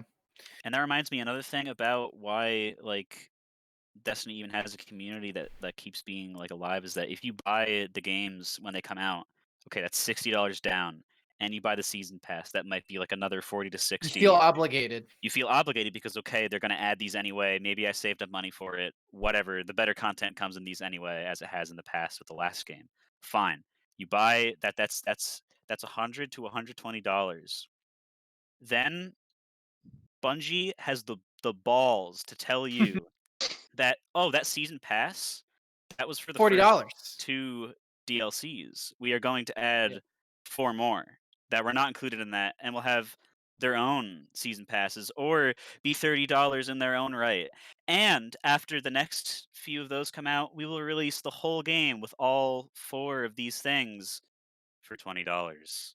So all the people that spent 5 times that when the game came out look and feel like absolute buffoons. Oh, and do how it not feels want to to be a buy new light. anything more. Clowns. Oh, how All it of feels to them. be a new light. Yeah. And All right. for me, it's like a. Oh, are we moving on? Go ahead. Say this will be the last thing for a moment, but Yeah. go Why? ahead. It's The last word once more. it's a complex like combination of hatred that I have, because it's, which sounds bad, but it's the kind of thing where it's like it's a combination of me wanting this game to do well and like waiting for it to really achieve its like potential, and just having continually it not reaching that what I think it could be. And maybe that sounds unfair, but it's just, you have these glimpses of like these people know what they're doing. Like, I legitimately think Gambit is one of the coolest multiplayer anything I've ever played. Definitely, yeah. Gambit is, in my opinion, Yeah, one of Gambit the I most- loved in Destiny 2. That was And the that- and multiplayer that- mode that I played a lot. and that tells you that it's like these people are really talented and they could do something great if they really like, not that they're not trying, but like it just gives you these small bits of hope. Is like, oh, these people really are talented and they know what they're doing, and then they just drop the ball in so many other areas. It just makes me so sad. I just Yeah. get sad whenever I play it now, I'm especially so, because they've done better, you know. I'm so tired of all the cheaters, Wyatt. All I'm right. so tired. So, Alex, that was the last word. We're moving on. We're going to come back to Destiny because I think the one thing we all probably really want to talk about is the sunsetting of content. So that's going to be our finale talk. But before we get to that, Adolescence. Oh, I the wanna- crescendo. because we're pushing an hour already, because Oh, I think boy. we all play a lot That's of what these games and Destiny have a lot to does say. us. So I want to briefly talk about Warframe, because I think Warframe is that Yay. other side of the Yes. coin. Woo! I feel Warframe also makes me sad. It's because- good vibe time. And I'm gonna stay out of the way of this conversation for the most part, because Warframe is a Better. game that I pick up constantly, and I'm like, I just can't get into this. And And that's fine. Like, there are but totally. it makes me sad because it does seem like a great game. Who works that? Not Crystal Dynamics. It's Digital Extremes. Digital Extremes. Digital Yeah. Extremes. For some reason, I get those two confused. I don't know why. They seem like a really great company. You know, they seem like they really respect their fans and stuff. And I just wish I got into it more. And that's all I'm gonna say. I'm not gonna let you guys talk now. Yeah. So I think the reason why it's kind of bowing out a bit is he has by far the least amount of experience with Warframe of the three of us, I think. Whereas By Wyatt, or not Wyatt, Brett, Alex, and I have played some degree of Warframe. I think I've definitely played the most. Yeah. I've got quite a lot in there in Warframe, and I still play it pretty much every day, at least a little bit. Check how many hours I have on Xbox while you're talking. But I yeah, have 200, maybe a little short of that, but yeah, I've got Nice. somewhere upwards of like, I want to say somewhere in like the 800, 900 range, and Oh my that's a bit of. I put a lot of Warframe. Well, I've been Every playing time I Warframe talk for to you, 7 every, years. Like it's almost like a flip of the coin whenever I talk with you, Randy. Like, oh, I'm playing Warframe. Like, I want to say. Well, because I go in and out. When I say I play Warframe every day I log in, like check my clan stuff, and then leave. If I want to, like That a adds few up. times a week, I will play like a like an hour or two of missions and whatnot. But that adds up. Oh, absolutely. But like I don't actively play it every day, but I log in every day. And then I'll play actively like once a week at least, and then do my like weekly stuff. And Warframe is really conducive to that kind of playstyle, which is what I like. Because I think Destiny is conducive to players that are hardcore and have like 3 to 4 hours a day. You gotta binge. It's like Yeah. It's like Yeah. a well, and Bungie has admitted that it's supposed to be designed that way on multiple occasions. Yeah, and I think that's sure, but at the same time, I think that's an issue with the design of the game, because I feel like they could grab a much larger audience if you're allowed to have content for those people that do have that amount of time. But like your average 9 to 5 worker doesn't have time in the week to play 4 hours a day of the same game. which you Right. need to if you're going to get anything out of it. Because like we are all outliers. We're people that are in the games industry or in surrounding entertainment stuff. We play a lot of games because it's what we're super interested in. But Despite how busy we are, playing games is actively almost encouraged. yeah, it's like it's a very different situation to a lot of people. And I think Warframe is very conducive to whatever playstyle you have. It will support it. And that if you are the person that has that amount of time, you totally can play that much of it. For me, I would burn out incredibly quickly if I was doing that. But playing it like once a week, the way weeklies and like stuff works in Warframe is that, and this is the games as a service element that I really like, is night waves. So a lot of people have issues with night waves because they're narratively, because they're usually not super high effort. But for the reward structure, you can, if you miss a week, you can do all those weekly missions later. You don't miss out on the experience from them because you didn't play for a week. So Ooh. you can totally, if you're the kind of player that wants to play Warframe once every like 2 months, you can just complete the essential night wave is essentially the battle pass. You can complete that in a weekend if you really want to. It would take you a long time. Like you'd have to play it like 12 hours a day for those 2 days to do that. But you totally could. But if you're playing like every now and then, like once a week, you can just complete your few weeklies, or you don't even have to do all of them, just do however many you want. Like I've done maybe a quarter of all the total weeklies from this night wave, and I've maxed it out. I hit the end. And if you want to keep going, it's not like you run out of rewards. There are more rewards as you keep going, but they're nothing that is exclusive. So And go ahead, Brett. and Yeah. it's all free. You do not have to pay. for Completely free. anything. You can't pay for any of it. Yeah, for the reward stuff, absolutely not. You have to earn it. And like, because I did that night wave, and now I have a cool sword that I can hit enemies and they turn into glass, and I'm like, ooh, that's cool. Oh, that's awesome. And I Wait, got Warframe? yeah, Warframe. Oh, I need to. I'm really upset that I can't play now. Yeah, there's some really, really fun stuff, and the cool thing additionally is that like Nightwaves, if you don't play the Nightwave while it's active, which is usually a like 4 to 5 month period, you will miss out on the story of it, but the rewards you can get later on in between other Nightwaves, they bring back old rewards. So if there's a weapon you really want, you can know that it will come back at some point. You're not missing it forever. And there's also other stuff you can get. So it's just very friendly to whatever playstyle that you have as a person. Warframe will adapt to that, which is what I love the most about it. Oh, by the way, 877 hours. Oh, you're pushing my time, Brett. I'm pushing it. I didn't know I had that many, but Xbox is telling me 36 days, 13 hours, and that's what that comes in. And I think the biggest, like, I don't know if you guys will agree with this, but I think the biggest benefit Warframe has as a games as a service game is the clear progression of the like 8 years it's been out, seeing how much it's evolved. Oh yeah. Because it's if you only look gotten at better. original Now you have ship Warframe, combat. yeah, if you My look at God. original Warframe, it's almost unrecognizable. Like the game plays completely differently. It's way faster paced now. And it's very clear every year that some people may or may not like all of the stuff DE does. Like, whether or not you like the Infested update depends on if you like Infested stuff to begin with.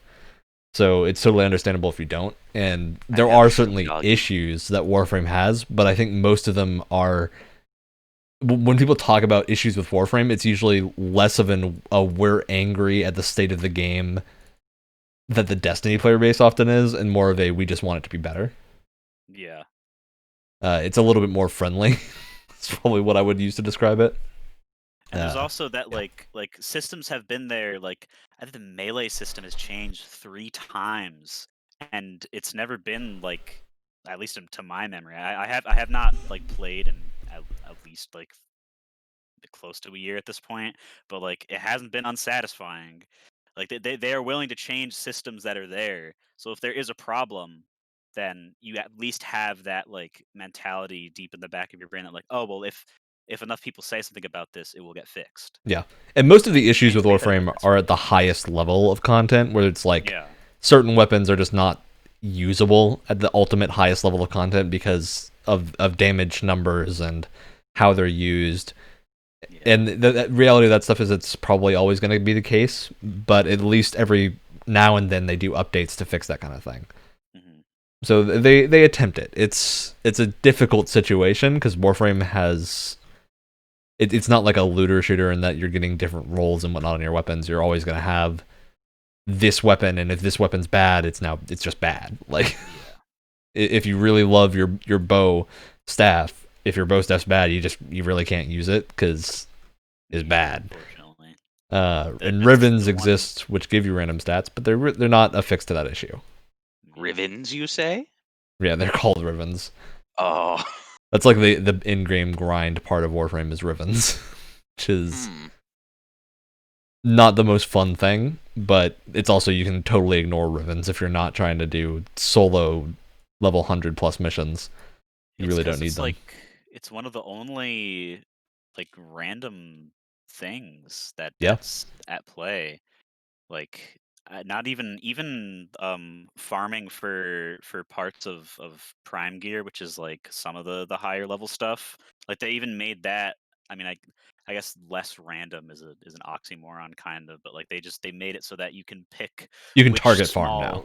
Yeah, you can pick which small section of the pool that you would like to farm for.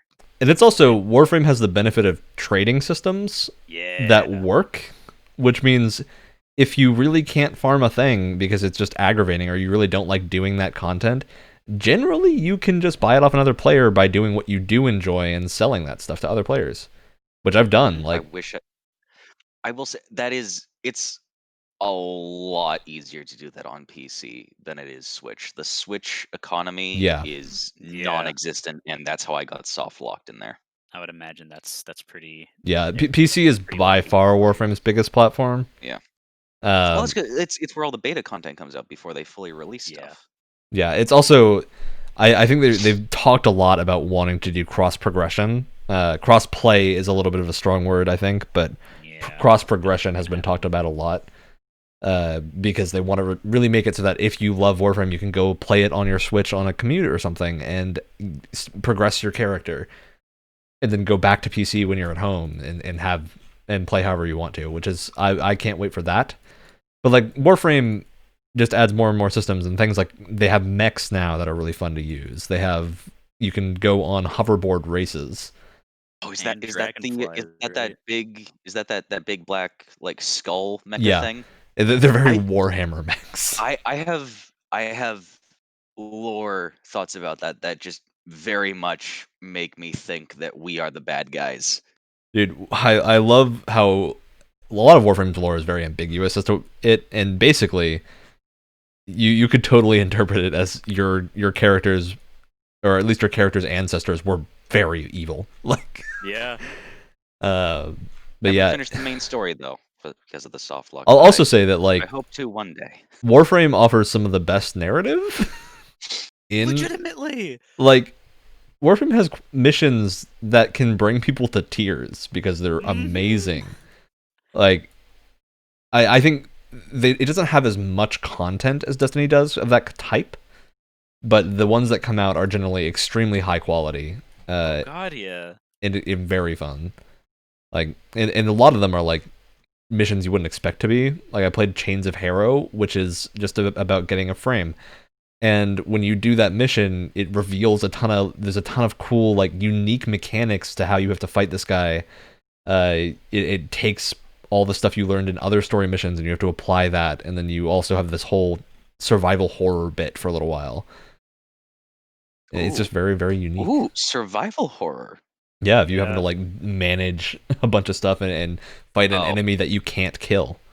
It's Oh. pretty wild. It's not like resource management, but like managing light and whatnot, and just making sure that you can do what you're trying Okay, to do. I was gonna say because one of the last missions I remember playing was one where you had to manage oxygen because you were in a really spore infested place, and I do not enjoy missions like that. Yeah, those are mostly for grinding. But yeah, that's not what I meant. The main story missions in Warframe do have a ton of unique stuff. Yeah, Oh yeah, mechanically they're really diverse. and they have when ship they get combat through. now. As much as I love saying they have ship combat, the ship combat really needs some way to do it solo because it's super hard to find teams for that. Hmm. Just because it's the rewards from it usually aren't, they stay within their ship combat bubble. So if you want to upgrade your ship, you need to find people that want to do ship combat, which is hard because you need like a coordinated team of players for that, which is not really conducive to matchmaking. So that's the one part of the game that I really do want to see an improvement on is and they've had plans to do AI for that for a long time. But those haven't been implemented yet, so I'm curious to see when that rolls around. But yeah, it does have a lot of stuff, and I think it shows a lot of improvement over time in ways that Destiny struggles with. Yeah, I don't know what your two thoughts on overall stuff are, but go. I mean, I again, I haven't played it in a while, but I'm kind of the person that plays it. Like, I play it a lot for like 2 or 3 months, and then I just get burnt out, and then I'd stop playing for a while, and then I come back and it's like, oh my god, there's all this new stuff to do. Yeah. And then I try everything, and then find out what I like and do that for a little bit. But like, it's so great because I don't think. I mean, like, yeah, I'll go back and play something like Halo Reach just because, like, it's I don't want to say like bare bones, but just like simple. People still play it. Like, you can go back and play that game probably for forever as long as they keep making new it's- ports of it. It's the old faithful. It's the old faithful. In terms of multiplayer content. Warframe is the only game that's really akin to something that changes a lot and keeps supporting itself for a very long amount of time that I've kept with over the years, and it's like it's weird to see that kind of like weird game baby grow into a game adult. Yeah. Because I Because can it always go certainly back. was a game baby. It was a game baby, and that is like something about it being like that and not really having hit its success at first. I think it was a PlayStation exclusive at some point. No, it was like, always on PC. Well, it was it was never. There was a point where it wasn't on Xbox. Yeah. Is what I meant to Yeah, say. there was. And like Sony was like trying to like market it as like, oh, Warframe is on our console now, isn't that cool? And everyone was It like, was what the hell is this? it was part of this big Hmm. push to be like, see, consoles have free to play games too, and that Oh was yeah, yeah. it was part of that. headlining. It was like that, and what's it called? Some Blackout Retribution. What was it called? I think that That is free to what it's play called. first person shooter. Yeah, Yeah, I It was actually remember quite good, the one that died from what I very remember. quickly. But it was actually quite good from what I remember. I remember enjoying that. But, Yeah, that game always looked cool. But yeah, it's I don't know. It's weird. It's one of those things where it seems too good to be true, but it's absolutely 100% real that you can just go into a game that is 150 million% free, and you just have to give it your time, and you will get just as good things as any other person, really. You can even get we haven't really pointed it out like super obviously, but there is what you would call a premium currency. You can just get it in game because people will Yeah. trade with it. And you can get a large amount of it in game You can past get a certain lot of point. it. Like, Dude, I remember having like huge, like gridded sheets of paper with all the Prime gear that I had on it, and just Oh. sitting in my living room for like multiple hours in a day and just checking things off and absolutely rolling in it because I farmed for like a few days like the week prior, and now I have all this stuff to sell, and people will give me other good things or just straight up money for it that they maybe bought or got from another guy that maybe got it from another guy. It's great, and you can use that in the shop, just like if you were to actually buy it. yeah, and it's all right, really really cool. I have a question for you. So this game, you can trade things with other players. Is Yep. that right? Mhm. How? Because I know that like when Destiny first came out, people were asking for that, and they were like, "Nah, we don't want to do that for like gold farming or whatever." How does that? How does it work in terms of like you can trade these things with people, but how do we prevent it from becoming this like out of control like So thing? most of the time, Warframe will equalize itself because the market works in ways that, like, in Warframe, you don't need to do stuff like gold farming with real money because you can just go run a mission that is specifically designed for gold farming Yeah. and get tons of money, as much as you could want, within like an hour. Like, that's what most people do in Warframe. Is like once every few months they'll run that mission for an hour, and then they have all the money they need for the next like few months. Okay. And then if you want the real currency, anything you can buy with the real currency aside from cosmetics, you can earn in a different way through the game. So you can either do that different way or buy it with the currency that you either traded to other players to get, or you bought with real money, or were like given in a gift or something. 'Cause that's always something I was like, why doesn't I feel like so much of my issues with the way that Destiny's loot grind works, and I'm relating it back to Destiny because again I don't have a lot of experience, so I'm just trying to understand. But like, is it because I always wonder, I was like, why doesn't Destiny have a system like this? Because I feel like that would make my woes with its like. I think the big thing is as soon as randomness becomes involved, it's a lot harder. So I said most things don't have that issue. Rivens specifically are like the worst part of Warframe trading, and you should never do it. Like, it's not worth it because as soon as that randomness becomes involved, people will spend like they'll ask for like $50 worth of that currency to get this randomly like Godworld item. The reality is you don't need that Godworld item. You don't need a Riven at all for almost all the content in the game. And to But unlock that hasn't stopped anything. plenty of people from spending the money anyway. I'm going to Yeah, assume. I mean, the thing I heavily doubt, because Riven trading is something you can't do until very late game. Like, you have to be an experienced Warframe player to do that, because you need to unlock them. Like, it's a thing you unlock through the story. So you can't do that as a new player, which makes it a lot better. So the people doing that are almost always people that are in that same little bubble.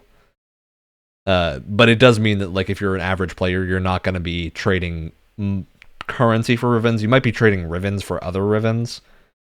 Like, you can buy a bad Riven for a gun you like and then try to roll it to get a better stat, which is totally doable for free. Like, you don't need to do any of that trading stuff for that. So there are ways around it. It's just like that market can get insane. Everything else is fine, but that market can get insane. The other thing is arcanes, which are basically the in-game huge grind of like doing specific activities to get these passive boosts that you can add. But those are also not particularly bad because you can just do the content to get them. So it's generally Warframe has a lot of ways around that and tends to equalize its economy. And if there's a problem, the digital extremes will usually step in to fix it somehow.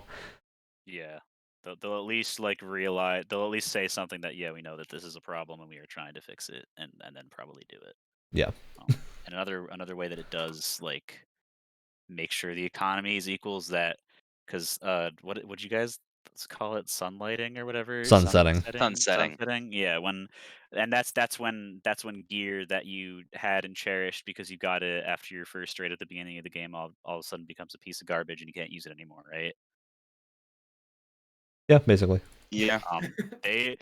Well, first of all, that's not a problem in Warframe just because of how the gear works, and there's not really gear, it's mods. But they have a similar-ish system where certain pieces of tradable gear go into what's called the vault, but they don't go into the vault forever. They go into the vault for I think it's like a year, and then they come back. They in, rotate the in and out, same- yeah. Yeah, they come back in the same order that they first. And the reason released they do this is so that when you're getting things to run those like runs of farming that stuff, you can target farm the things you want more easily. Because if they left everything in the game, you would be dealing with like hundreds of different missions for that. Yeah, and at the same time, you would get the same things that would be worth like 1,000 platinum or something. But since they keep cycling out, like something that you might have gotten, I don't know, like 8 months ago as just like a random, like, oh, I didn't want to get this, whatever, I guess I'll keep it. It might be worth something in the future. All of a sudden, someone is wanting like 600 platinum for it, and it's like, oh, okay, sure, because it's not in the game anymore. And then it'll come out again like next month, and they'll feel stupid about it. But you have 600 platinum, so you feel cool. Yeah. And It then you can generally actually buy equalizes itself. inventory space. Yeah.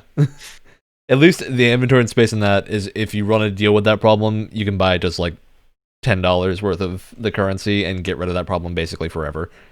Yeah. If you want to do that, or you can just like wait until you get some items to trade and then trade and just buy some slots. They also now, if you reach the maximum experience level of 30 as of the current ranks, if you hit that, they just give you a ton of free inventory space and everything. Like if you I'm play sorry, that much, what? you get a ton of stuff.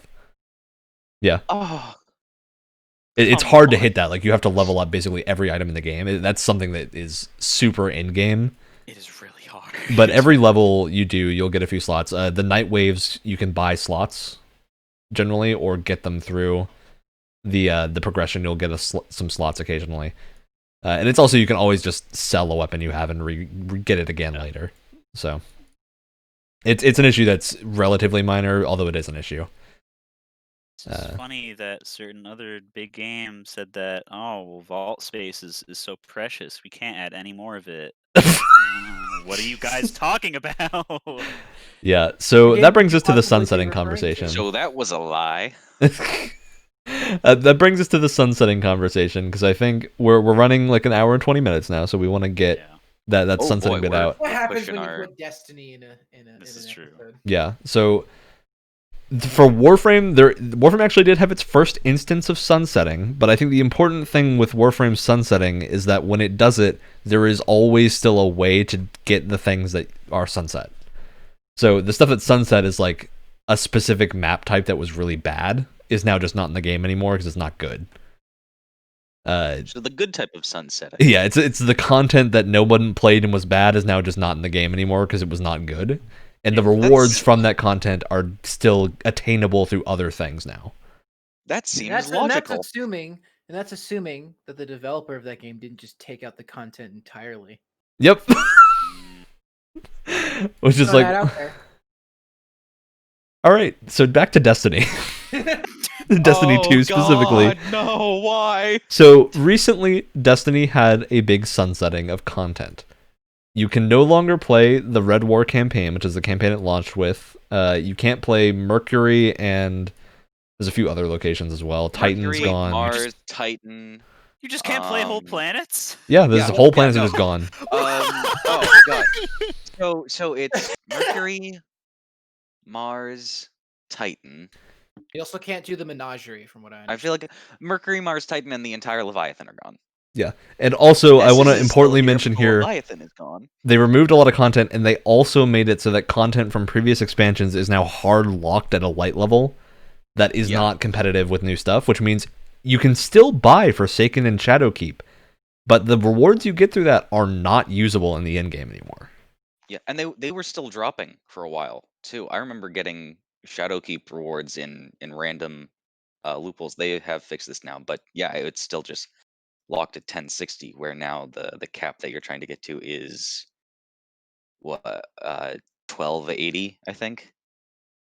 It's also these numbers are Light starting to get level. ridiculous. Yeah, they Yeah, and need to they're do just a gonna keep Warcraft getting numbers ridiculous. crunch. Well, and like of all the content that they cut, because like I never liked Titan as a planet that much, but I loved the Menagerie because Yeah, it- Menagerie was a lot of perfect- fun.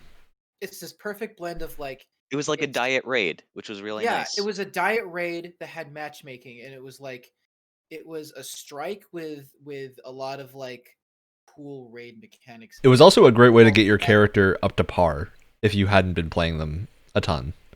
And he just got to spend more time on the Leviathan, which is such an interesting location in general. Yeah. And hear Callus's gravelly, deep voice. And it was randomized, which means that you didn't play. It's not like playing a strike where it's the same thing over and over and over again. It was like randomized encounters and what Yeah. you would.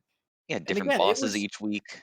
Yeah, and again, it was cool because it had a lot of raid-like mechanics where it's like, oh, you have to shoot this enemy that drops this crystal, and then there are these like glowing spots on the wall that you have to shoot them with. It taught you how to do an aspect of the Leviathan of the gauntlet bit, which back when I was playing Leviathan, many people didn't know how to do or wouldn't listen. Well, the gauntlet, I just think is not a very good like section of a raid. I don't think it's very well designed personally.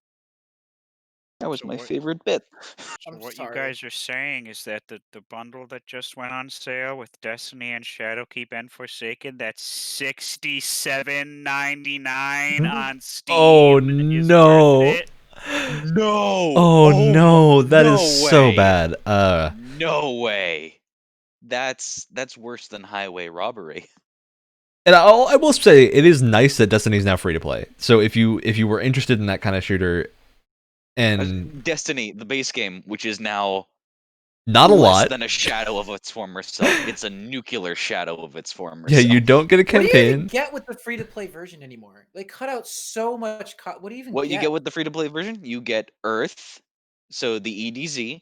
You have the tower that you can visit, and you have Nessus, and that's it. I mean, at least it's something. It's enough to try to get a feel for the game if you like it.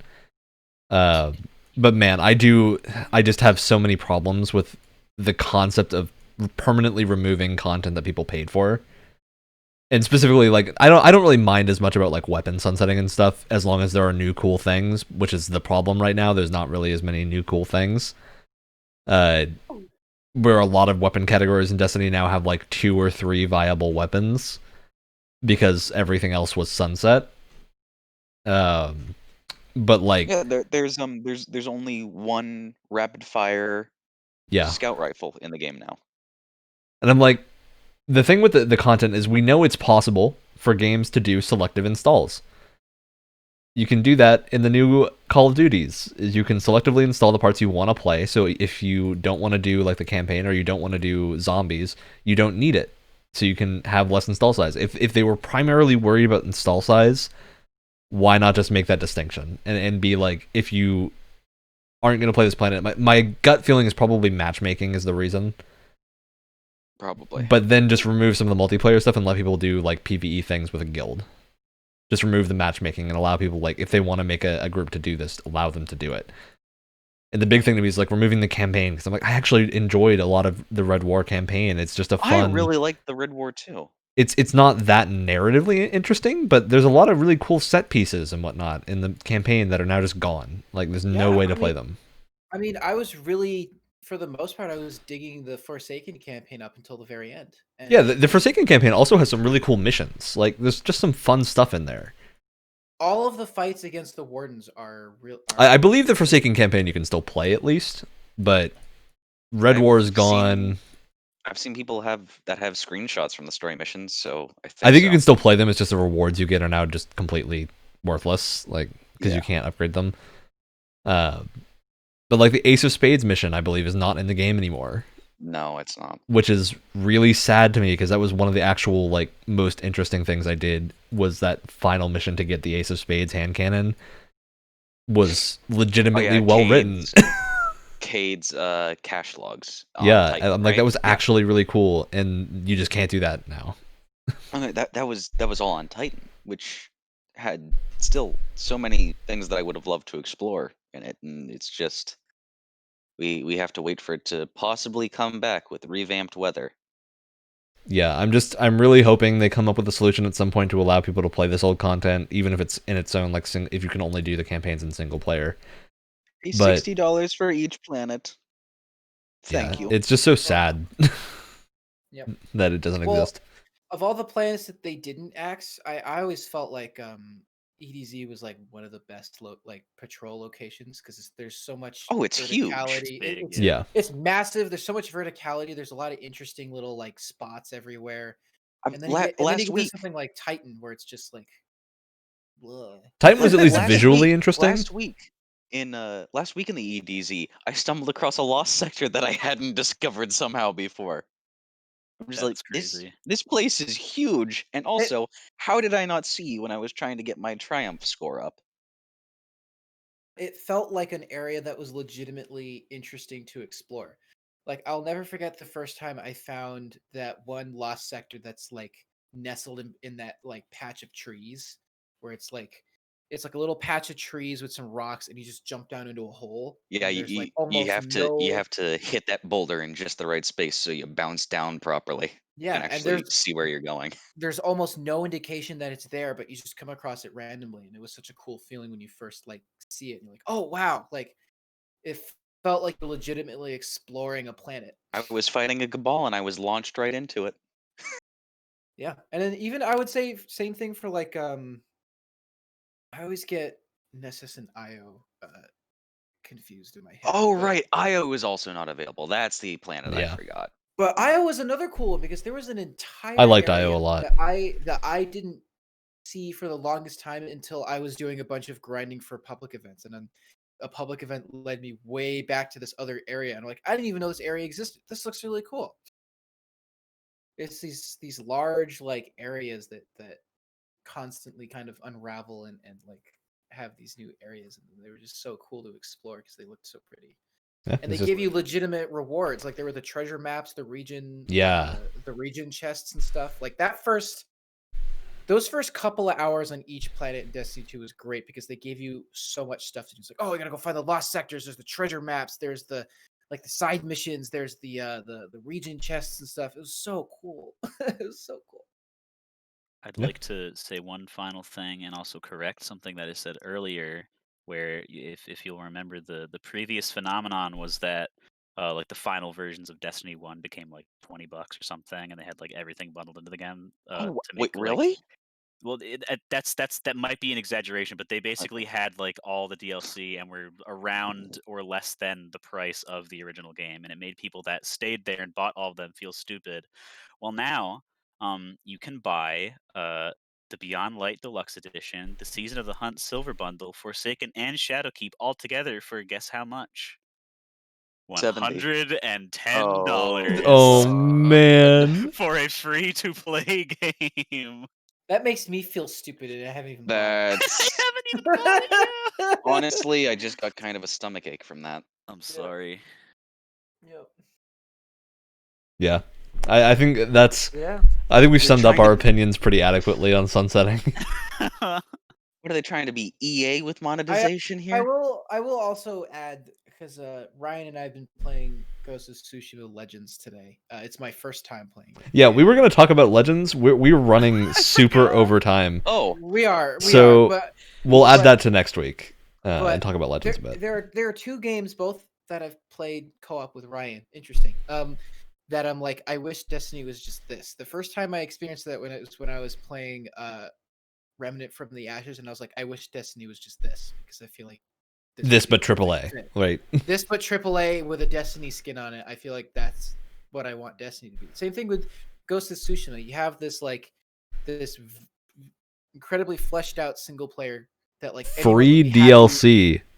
I was getting Yeah. there exactly. You have this $60 game that anyone would be happy to spend $60 on because it's fully featured, it's fleshed out, it's great. And then you have this completely free multiplayer component with a gear game and like looter shooter style leveling and stuff like that, And all completely raids. for free, and it's fun, and a raid, exactly, and it's fun. I mean, the entire thing is like, how cool can we make ourselves look simulator? Yeah, Like, Wyatt and I were having a how great time with how that. many cool like samurai movie moments can we recreate simulator? And it's basically- very clear that it doesn't have the staying power that something like Destiny will, or does, because it's a side part of that main game. There's not as much dev time going into it. You only have like one weapon type. It's clearly not gonna have permanent staying power, but it's super fun. Oh yeah, and it has the leveling that Destiny fans crave to a lesser extent, but Yeah. it's still there. And it has some But- fun loot. Like you get cool abilities by looting things. And Bungie has shown that they can do like single player set piece stuff. They've done that with like Red War. They've done that with Forsaken up until the very end. And the ending of Forsaken is the worst thing I've ever seen. But but no, if they just had something that was like single player, maybe have like 2-3 player co-op or whatever in the single player, but then you have this whole multiplayer component. You just separated them, and I really feel like that's the route that they should go, because right now they have this like mess, this multiplayer mess, when they just don't know what to do with it. And they should stop.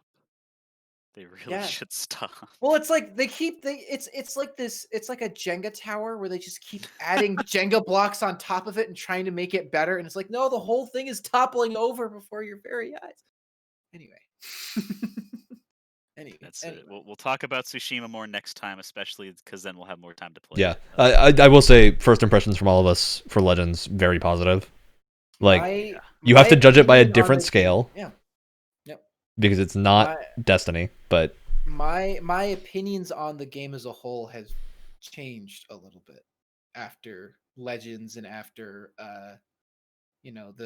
that sort of gear loadout update, and also playing it on a PS5. But like definitely my opinions on the game have changed a little bit since we've originally talked about it, which you can check out in a previous episode. in the Games Club episode titled Ghost of Exactly. Tsushima Games Club. Exactly. Yep. Thank you, Ryan. Yeah, you can go check out our detailed thoughts on that there. But that was before Legends came out.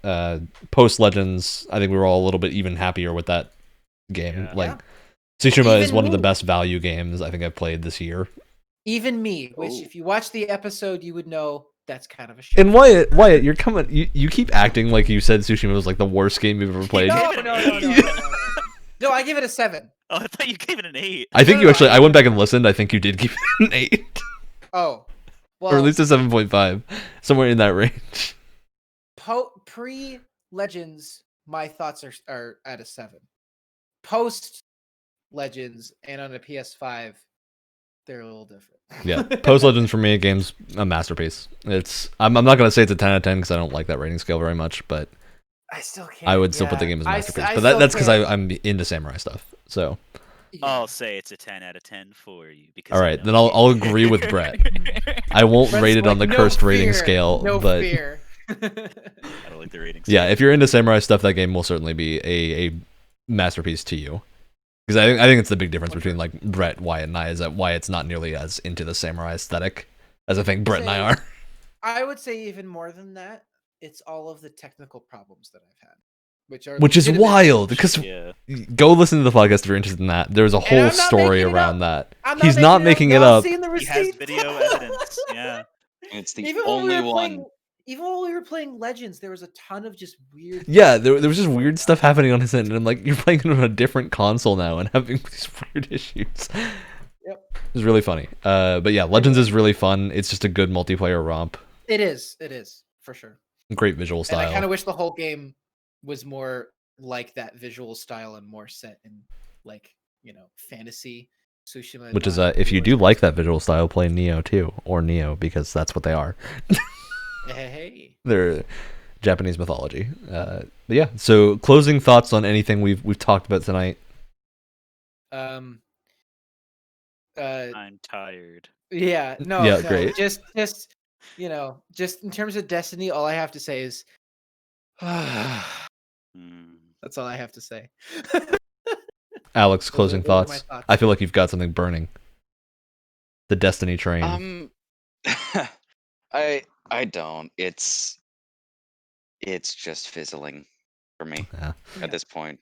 I get I'm that. I trying to get get that. I'm trying to get my money out of the season pass that I bought and Ugh, hopefully be able to leave. that's such a depressing sentence. It's really sad. All right. Poor So Finn. Trying to get my money's worth. that's almost the end of the show.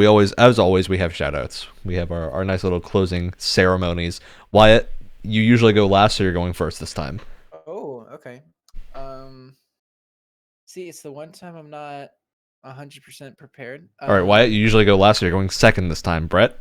Oh. I played a short hike a couple nights ago, and it was very good. And also Walk an on hour hike. and You a don't half. play a hike, Brett. Come on now. Yeah, well, I'm not the one who titled the game. You can blame that on insert developer's name here. 'Cause we definitely add things in post. Anyway, it was very good and very short, and it was also I think it's also still on sale, but it's like pretty cheap anyway. So I would recommend it. It's a If you fun little pirate walking it, it's sim. taking a hike. Don't do that. They need the money. It was like 2 people. Yeah. Please don't pirate games. Bundling mine with Brett's because it's a game thing. I beat Yakuza 5 this week. Yakuza 5 is up there with some of the best games I've ever played. It's incredibly good. Everything I said last time is still true. There are really in-depth mini games for every single character and like side content and tons of cool stuff. There's an entire like baseball storyline of how of becoming like a baseball star. There's all this stuff about going to a mountain and hunting to survive in a Yakuza game. And it's incredible. Yakuza 5, if you haven't played it, is really, really worth it. Great game. It's very, very good. Alex? Oh, I was about to do another pun, but I'm not going to. You're not allowed. I will be slaughtered where I sit by Brett. You will find me. This is true.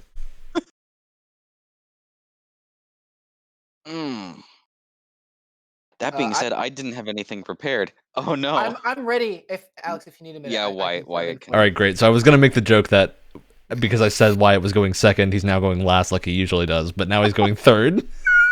Thank you, Alex. Shout out to Hades. I'm almost 50 hours in, and it's still surprising me with What a great game. and Good things. game. I don't think we actually formally talked about Hades. We've always been planning on doing a Games Club episode, but we haven't yet, and we really need to because I think a good time to much do that to will be say. after the Game Awards because I have a feeling there's going to be some Hades talk it's during gonna that. sweep. It is gonna sweep the Game Awards. I swear. But no, it's a game. Just shout out to the game's ability to surprise me after 50 hours of me playing it. It's still doing things where I'm like, oh, like I wasn't expecting that, and that's really impressive to keep someone constantly surprised over a span of 50 hours. So well done. Right, Alex. I feel the I got burning it. sensation of you being ready. Yeah. Yeah. It is a burning sensation. Maybe I should talk to my doctor about that.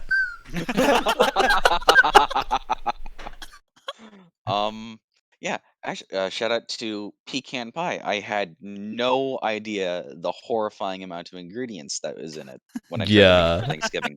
There is a cup of corn syrup in that thing. What? For one pie. There is a cup of corn syrup. But it's pecan pie, not corn syrup pie. It's corn syrup Not pie, Brett. diabetes It's pie. corn syrup pie. With a light pecan dusting. All right, that light pecan dusting is the perfect signal for me to hit the button that starts playing our outro because we're done. We did it. It's going right now. You know what that reminds me of though, Alex? I remember watching a Hot Ones episode and they had a Gordon Ramsay and he was telling you how to make the perfect burger and he literally made the burger and he put in 2 whole sticks of butter in the pan as he was cooking the burger. What is he trying to make a fucking hollandaise sauce? I don't know.